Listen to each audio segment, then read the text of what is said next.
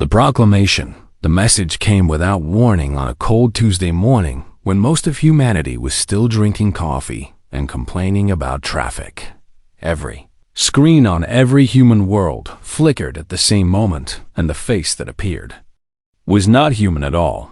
The creature had skin like polished obsidian and eyes that burned with an inner fire that seemed to look right through the camera and into the soul of everyone watching. Its voice was deep and carried the weight of absolute certainty.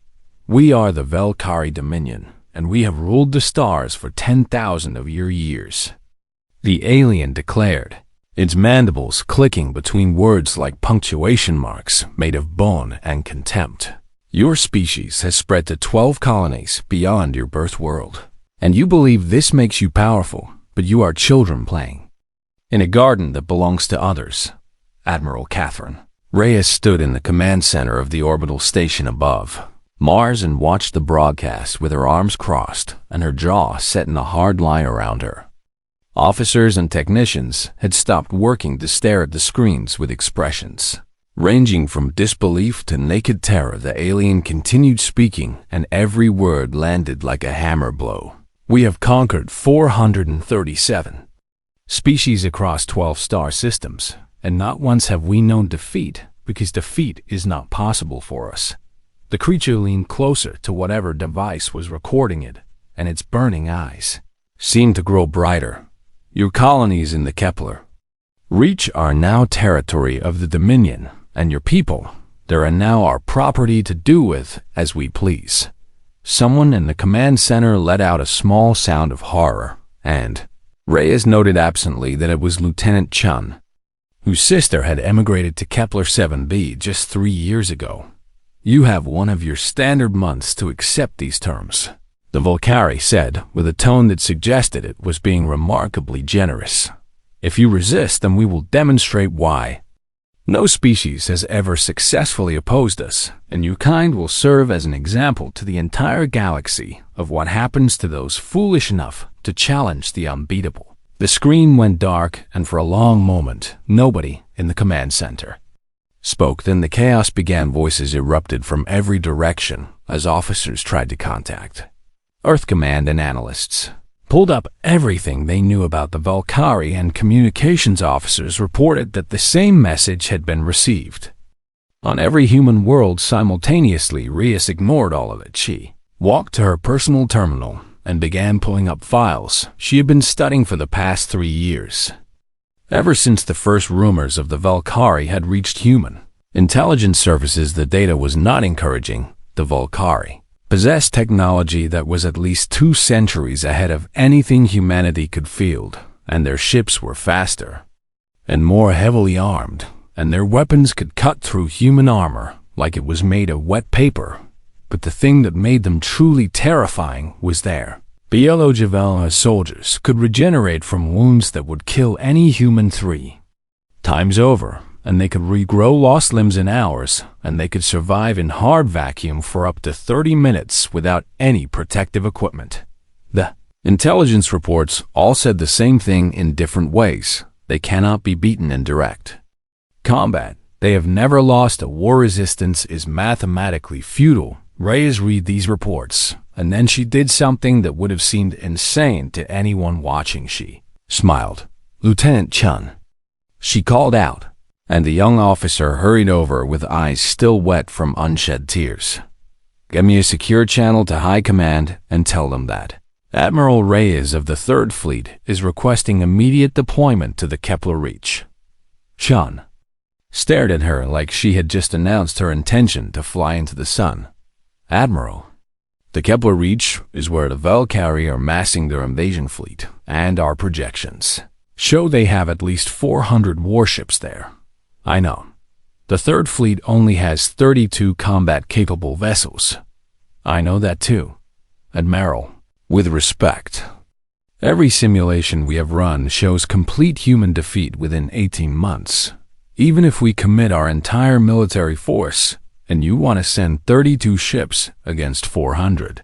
Reyes turned to face the young lieutenant, and her eyes held something that Chun had never seen before. It was not madness, and it was not desperation. It was the calm certainty of someone who knew something that nobody else in the room had figured out yet. "Lieutenant, let me ask you something," Reyes said quietly so that only Chun could hear. "The Valkyrie have conquered over 400 species, and they have never lost a war. But do you know what all those species had in common?" Chun shook her head. "They surrendered before the real fighting started." Reyes said, "They saw the Valkyrie coming, and they calculated the odds, and they decided that resistance was pointless, and they gave up because they had never faced a true existential threat before." Reyes turned back to the view screen where the frozen image of the Valkyrie commanders still lingered. Humanity spent 10,000 years fighting itself. She continued, "We fought wars over land and resources and religion and ideology. And sometimes we fought just because we could not stand the thought of someone else being in charge. We developed weapons that could crack the planet open like an egg, and we pointed them at each other and dared each other to blink first.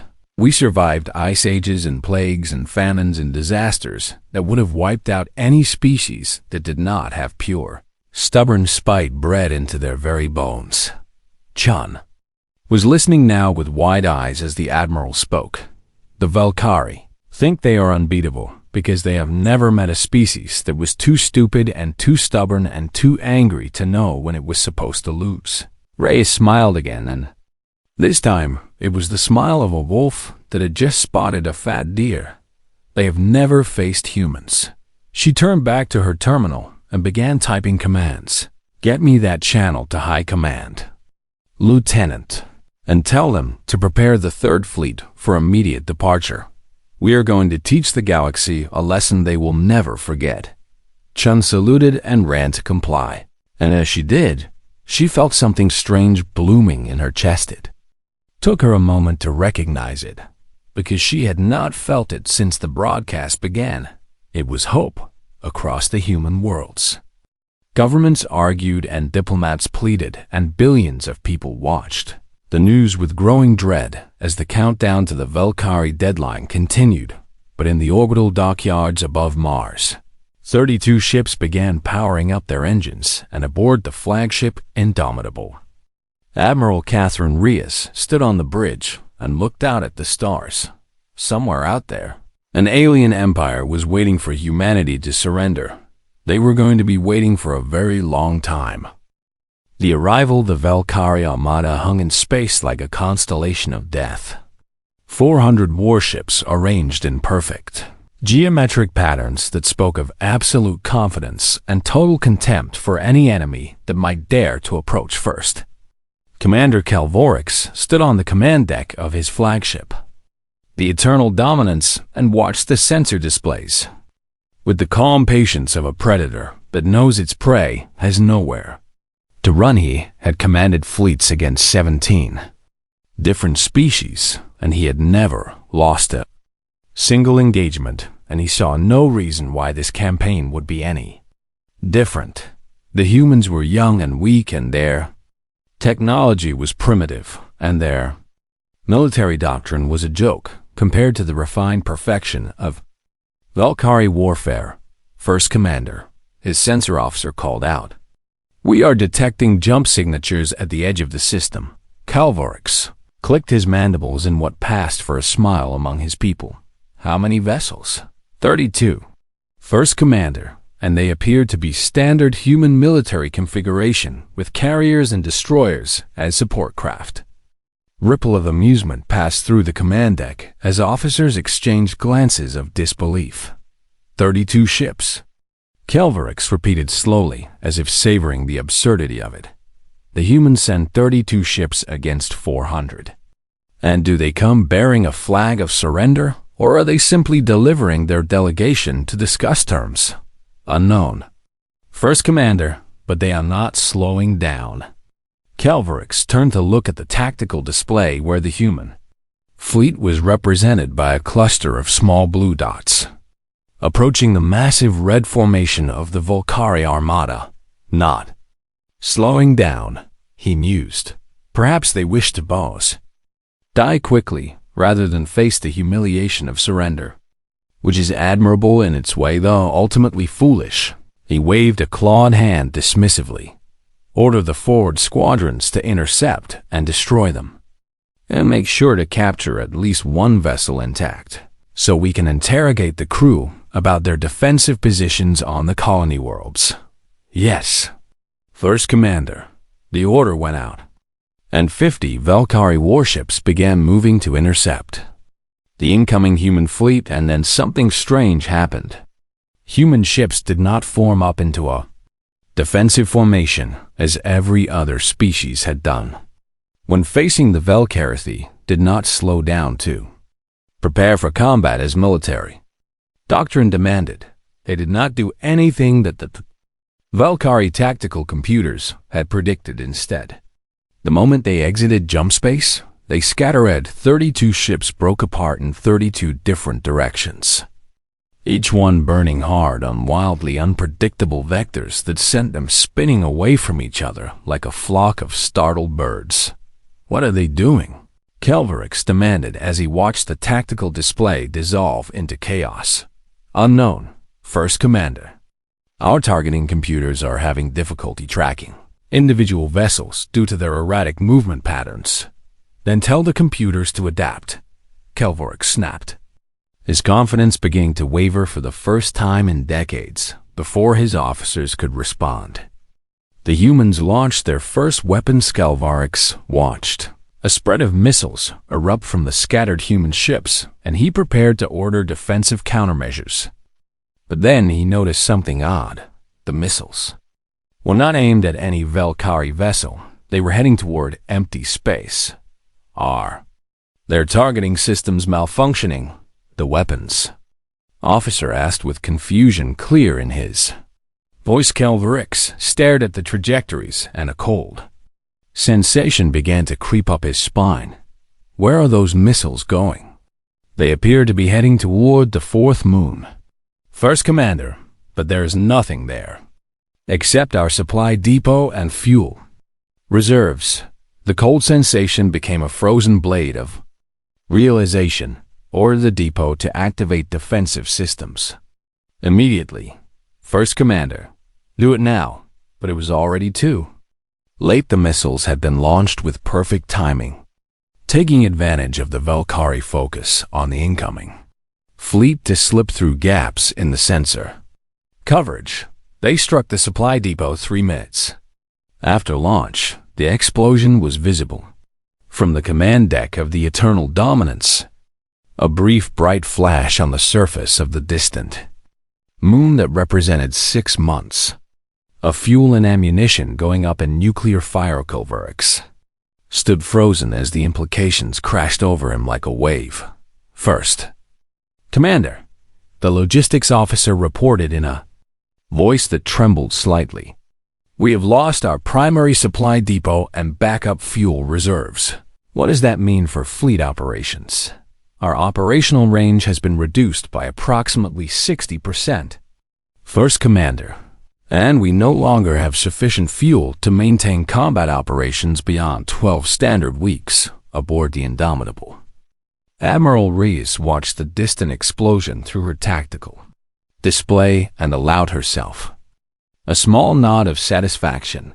Fuel depot destroyed, her weapons officer reported with barely contained excitement. Their fleet just got a lot less mobile.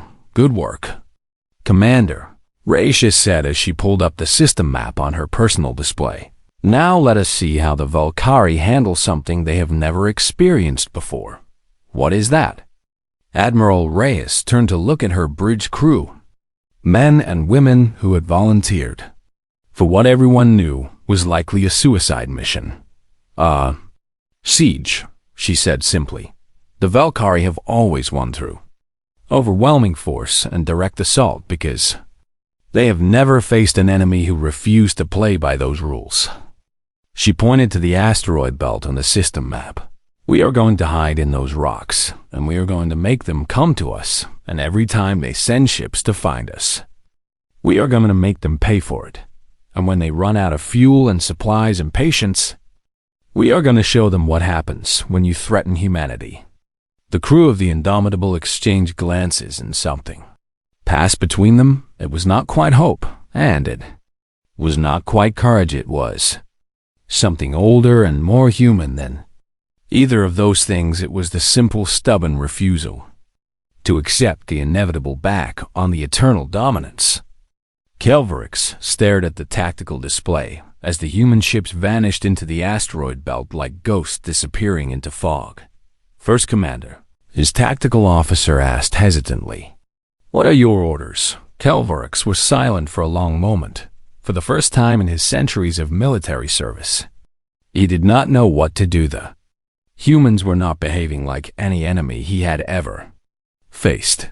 They were not surrendering, and they were not fighting, and they were not doing anything that made sense according to the rules of warfare that had governed galactic conflict for millennia. They were just waiting, and somehow that was more terrifying than anything else they could have done. Send word to the Dominion. Kelvorix finally said in a voice that had lost some of its former confidence. Tell them that the humans may require more resources than we initially anticipated. And First Commander, what should we tell them about the supply depot? Kelvorix looked at the burning moon one more time. Tell them, he said slowly, that the humans fight without honor. He paused, and his burning eyes grew darker. And tell them that I am beginning to suspect that honor may have been a luxury we can no longer afford. The hunt 3 weeks into the siege, and the Valkyrie were learning what fear felt like. It started small with patrol ships that ventured too far from the main fleet and simply never came back. No distress signals and no wreckage and no explanation. One moment they were there on the sensors, and the next moment they were gone like they had never existed at all. First Commander, Kelvorix sent search parties to find them, and some of those search parties disappeared too. Report, he demanded on the morning of the 15th day, his voice carrying an edge that his officers had never heard before.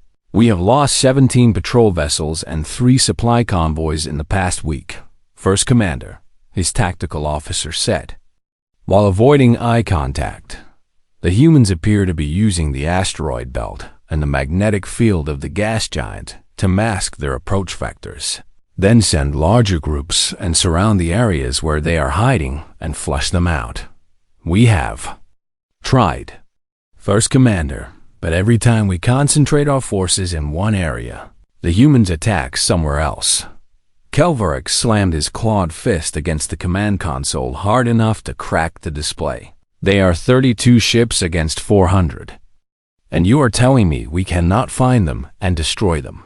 Nobody answered because nobody had an answer. Humans were fighting in a way that the Valkyrie had never encountered before. They did not form battle lines or engage in honorable combat. They struck from the shadows and vanished before retaliation was possible. They targeted supply ships and fuel tankers and sensor relays. Instead of warships, they fought like ghosts and like demons and like nothing the Valkyrie had ever faced in 10,000 years of conquest aboard the Indomitable. Admiral Reyes reviewed the latest intelligence reports with grim satisfaction. 3 more supply convoys destroyed, and their fuel reserves are down to maybe 8 weeks of combat operations. Commander Park reported. Excellent work, Reyes said. What about our losses? Park's expression darkened.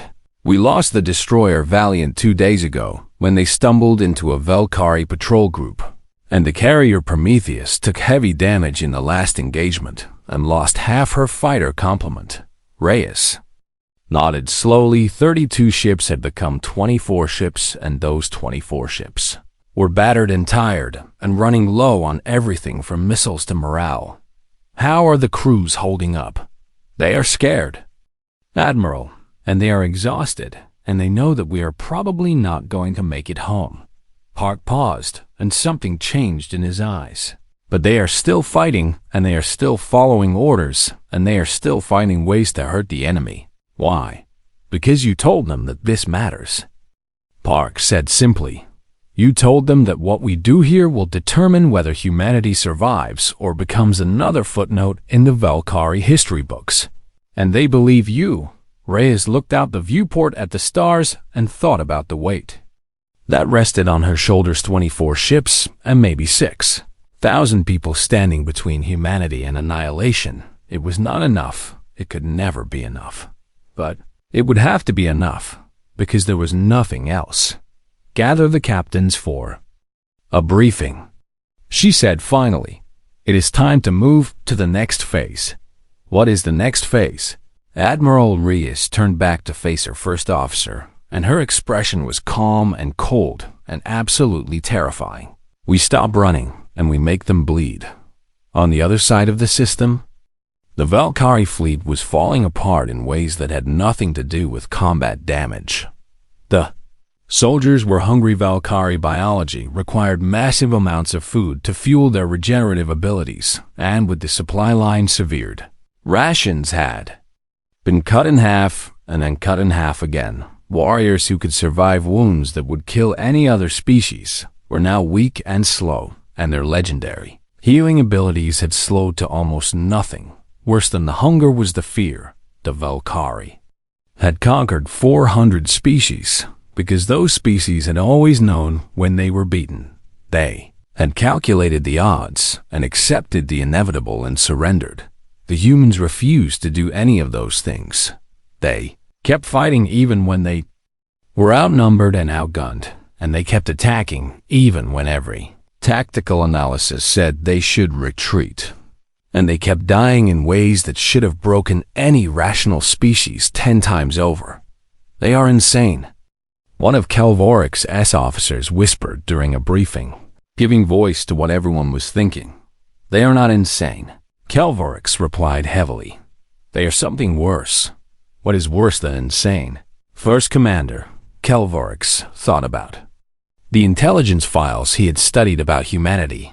He thought about their history of endless warfare and their weapons of mass destruction and their stubborn refusal to accept their own limitations. He thought about a species that had clawed its way up from mud and savagery to reach the stars in less than 10,000 years. "They are survivors," he said finally. "They've been fighting for their existence since before they could speak, and they have never stopped, and they do not know how to stop." He looked at the tactical display where his diminished fleet still vastly outnumbered the human forces. "We are predators," he continued. "We have always been predators, and we have always assumed that predators are the most dangerous things in the universe. But we were wrong. Prey that refuses to die is far more dangerous than any predator because they fight with a desperation that we cannot match." The officers stared at their commander as he spoke words that bordered on heresy. "First Commander," someone asked carefully, "are you suggesting that we might lose?" Kepler-Reach was silent for a long moment. "I am suggesting," he said slowly, "that winning may cost us far more than we ever imagined." And somewhere in the darkness of the asteroid belt, the human fleet gathered its remaining strength, 24 ships crewed by exhausted men and women who knew they were probably going to die. They should have been terrified, and they should have been broken, and they should have been begging for mercy. Instead, they loaded their weapons and checked their systems and prepared to do something that no species had ever done in the entire history of the galaxy. They prepared to make the unbeatable. Bleed Admiral Reyes stood on the bridge of the bar, indomitable, and looked at the faces of her crew. They were tired and scared and running on nothing but spite and determination. They were magnificent. "Ladies and gentlemen," she said quietly, "the Valkyrie think they know what war is. They are about to learn otherwise." The breaking point, the Valkyrie called it a decisive engagement. The humans would later call it the shattering. It began when First Commander Kepler-Reach finally lost patience with the siege. His fleet was starving, and his soldiers were weak, and his officers were beginning to whisper about failure for the first time in Valkyrie history. He gathered every ship that could still fight. 300 warships that still represented the largest military force ever assembled in this region of space. And he sent them to crush the human fleet once and for all. "Find them," he ordered with desperation bleeding through his voice, "and destroy them and end this." The Volcari armada moved toward the gas giant Kepler 7b, where intelligence suggested the humans had established their primary base. 300 ships against 19 surviving human vessels. The math was simple, and the outcome should have been certain, but Admiral Reyes had spent 3 weeks preparing for exactly this moment. The asteroid field around the gas giant had been transformed into something that the Valkyrie tactical computers had no name for human.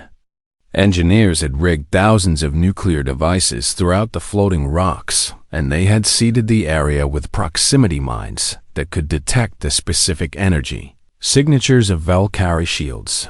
They had scattered EMP generators that could disable sensors and communications, and they had filled the radiation belt of the gas giant with chaff that turned the entire region into a sensor blind. Spot the humans had turned empty space into a killing field. The first Volcari ships entered the asteroid field with confidence. They came out as expanding clouds of debris. Multiple detonations detected. Kelvarik's sensor officer reported with panic rising in his voice. "We are losing ships throughout the forward formation." "How many?" 17 vessels destroyed in the first wave, and more are reporting critical damage, and our communications are being jammed and we cannot coordinate defensive maneuvers. Kelvarix stared at the tactical display as ship after ship winked out of existence. The perfect geometric formations that had been the pride of the Volcari military dissolved into chaos as commanders tried to navigate through a maze of hidden weapons and sensor dead zones. "Pull back," Kelvarix ordered. "Regroup outside the asteroid field, and we will find another approach." "First Commander, the human ships are engaging." 19 vessels emerged from the chaos like wolves descending on a scattered herd.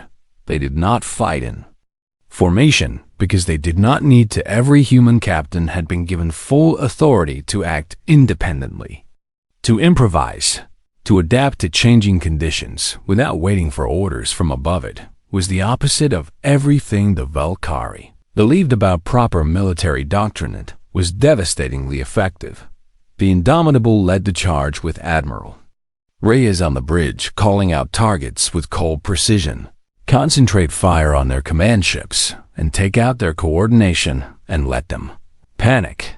Her weapons officer complied, and missiles streaked across the void to slam into the bridges of Valkyrie warships. One by one, the enemy commanders died, and with each death, the Valkyrie response became more disorganized. Ships that had fought as a single unit for centuries began acting alone, and their actions became predictable, and their weaknesses became obvious. The humans exploited every single one. Captain Chun of the destroyer, Relentless, spotted a gap in the Valkyrie formation and drove her ship through it like a knife between ribs, destroying 3 enemy vessels before they even realized she was their commander. Okonkwo of the carrier, Defiant, launched wave after wave of fighters that swarmed the larger Valkyrie ships and overwhelmed their point defense systems. Lieutenant Commander Yusuf of the patrol boat Spite, his ship barely larger than a shuttle, somehow managed to take out a Valkyrie cruiser by flying directly into its engine exhaust and detonating his reactor. He was the 17th human to die in the battle. He would not be the last, but for every human ship that fell, 10 Valkyrie vessels were destroyed. The battle raged for 6 hours, and when it was finally over, the radiation clouds began to clear, and the survivors could see what they had done. 147 Valkyrie warships were gone, reduced to debris and corpses, and the shattered dreams of an empire that had never known defeat. The humans had lost 8 ships. 11 vessels remained from the original 32. Battered and burned and barely functional, crewed by exhausted men and women who'd somehow done the impossible on the bridge of the eternal dominance. First Commander Kelvarix stood in silence around him. His officers worked frantically to assess the damage and coordinate what remained of their fleet. But he did not hear them. He was looking at the tactical display. For 10,000 years, the Valkyrie had conquered and enslaved and destroyed anyone who opposed them. For 10,000 years they had believed themselves to be the ultimate predators in a galaxy full of prey, and now, in the space of a single day, that belief had been shattered. First Commander, his tactical officer said hesitantly, "Your orders." Kepler Reach did not respond immediately. He was thinking about something Admiral Reyes had said in one of the intercepted human communications.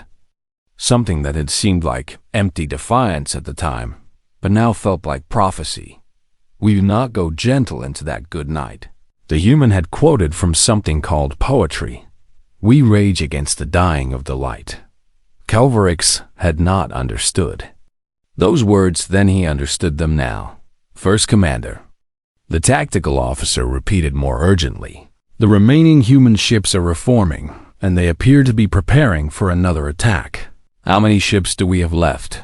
153 combat-capable vessels, First Commander. Still, nearly 8 times the human numbers, still enough to win any conventional engagement. Kepler Reach knew now that there would be no conventional engagement. The humans would hide and strike and retreat and hide again. And his fleet would bleed out slowly while his soldiers starved and his commanders lost faith. He looked at his clawed hands. Hands that had signed the death warrants of entire civilizations. And for the first time in his long life, he felt something he had only ever seen in the eyes of his victims' fear. "Send a message to the human flagship," he said in a voice that felt like it belonged to someone else. "Tell them that First Commander Kepler Reach of the Valkyrie Dominion requests a meeting to discuss terms." The bridge went silent. "First Commander," the communications officer said carefully. "Do you mean terms of surrender?" Kepler Reach closed his burning eyes. "I mean terms," he said heavily, "and let the humans decide what kind aboard the Unbeatable." Admiral Reyes received the message with no visible reaction. She had lost too many people to feel joy, and she had seen too much destruction to feel triumph. But somewhere deep inside her chest, in the place where hope had almost died, something warm began to glow. "Acknowledge the message," she said quietly. "Tell First Commander Kepler Reach that I will meet with him, and tell him that humanity is prepared to be merciful." She paused and looked out at the debris field where so many had died. "If he is prepared to listen." The message: the Unbeatable approached the Valkyrie flagship alone at 11. Human ships remained in the system, but Admiral Reyes had ordered them to hold position while she went to meet First Commander Kepler Reach with only her own battered vessel as escort. "Admiral, this is insane," Commander Park protested as the ship moved toward the enemy formation. "They still have over 150 warships, and we have one. They could destroy us in seconds." Reyes nodded calmly. "Yes, they could." "Then why are we doing this?" Reyes turned to look at her first officer, a man who had stood beside her through 3 weeks of impossible warfare and watched friends die by the dozen. "Because this is how it ends, Commander. Either they accept our terms and we win, or they destroy us and prove to the galaxy that the Valkyrie are nothing but bullies who cannot face an enemy who refuses to kneel. Either way, humanity wins." Park stared at her for a long moment. "You have been planning this from the beginning," he said slowly. "Even before we left Mars. You knew it might come to this." "I hoped it would come to this," Reyes admitted. "Every battle we fought, and every ship we lost was building toward this moment. Toward the moment when the Valkyrie would have to choose between negotiating with us or proving that they could only win by destroying someone who had already beaten them." The Unbeatable came to a stop 1,000 kilometers from the eternal dominance. For a long moment, nothing happened. Then the communication channel opened, and First Commander Kepler Reach's face appeared on the view screen. He looked different than he had in the original broadcast. Older somehow, and diminished despite the burning eyes that still marked him as Valkyrie. "Admiral Reyes," he said, and his voice carried none of the arrogant certainty it had held a month ago. "First Commander Kepler Reach," Reyes replied evenly. "You requested this meeting." "I did." Kepler Reach was silent for a moment. his mandibles clicking slowly as if he was searching for words that had never been part of the Valkyrie vocabulary. "You have destroyed half my fleet with a force 1/10 our size," he finally said. "Your tactics are unlike anything we have ever encountered, and your soldiers fight with a savagery that borders on madness.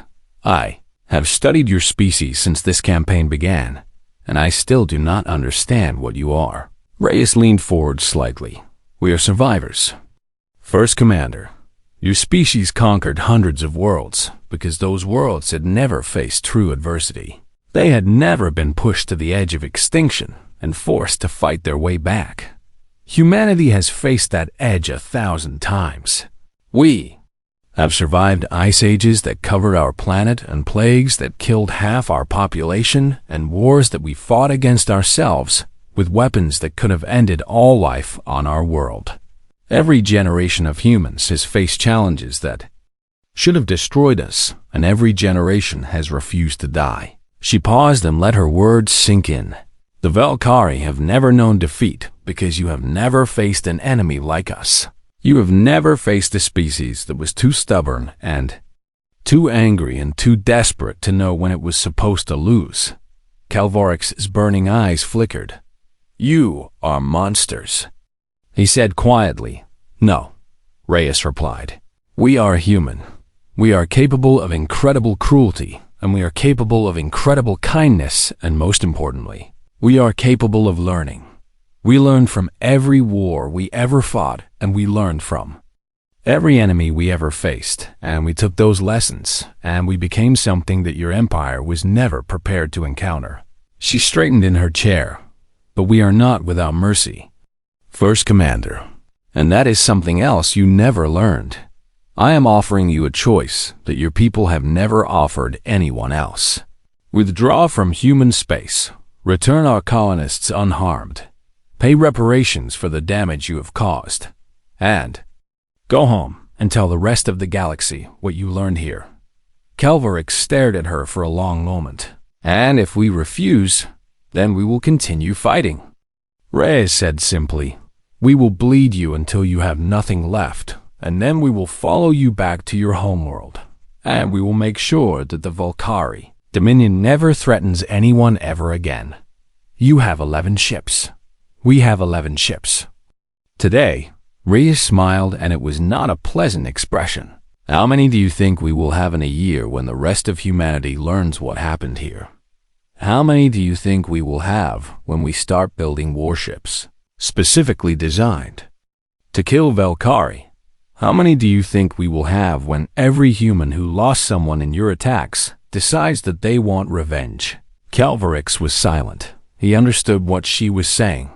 The humans had beaten his fleet with 32 ships, and now they knew it was possible. They would never stop. They would never forget. They would build and train and prepare until they had the strength to wipe the Valkyrie from existence. Unless he gave them a reason not to. "What are your terms?" he asked. Finally, the Kepler Reach Treaty was signed 3 days later. The Valkyrie returned every colonist unharmed. They paid reparations in technology and resources. They granted humanity full territorial sovereignty over every system they had claimed. And they went home and told the rest of the galaxy what had happened. The story spread like wildfire through civilizations that had trembled at the mention of the Valkyrie. Named the Unbeatable, had been beaten by a young species from an unremarkable world, who had somehow refused to accept the inevitable 10 years later. When the predatory Zith Collective began massing forces near the borders of the Galactic Union, it was human diplomats who were called to negotiate.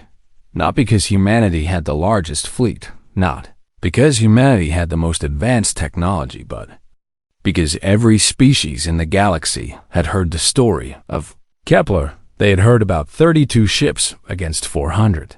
They had heard about Admiral Catherine Reyes, who walked alone into enemy territory and demanded surrender. They had heard about humans who fought like demons and then offered mercy to their defeated enemies, Admiral Reyes. Now serving as humanity's ambassador to the Galactic Union, smiled when she received the summons. She was older now and tired in ways that sleep could never fix. But she still remembered the faces of everyone who had died under her command. She carried them with her every day. Another crisis. Her aide asked as she prepared for the diplomatic mission. Another opportunity. Ray's replied. She looked out the window at the stars. The same stars she had fought and killed and nearly died for all those years ago. The galaxy is starting to understand what humanity is. She said quietly, "We are not conquerors, and we are not saints, and we are not the heroes that stories are made of. We are survivors, and we will do whatever it takes to protect the people we love." She turned away from the window and straightened. Her uniform. Let us go remind the Zif collective of that. Somewhere in the depths of space, on 1,000 different worlds, beings who had once feared the Valkyrie now whispered a different name: humanity, the species that refused to die, ones who raged against the dying of the light, and somewhere on a quiet planet called Earth, children were growing up in a galaxy that was just a little bit safer because their ancestors had been too stubborn to know when they were beaten. Some lessons once taught are never forgotten. The Valkyrie learned it the hard way, and the galaxy would never forget.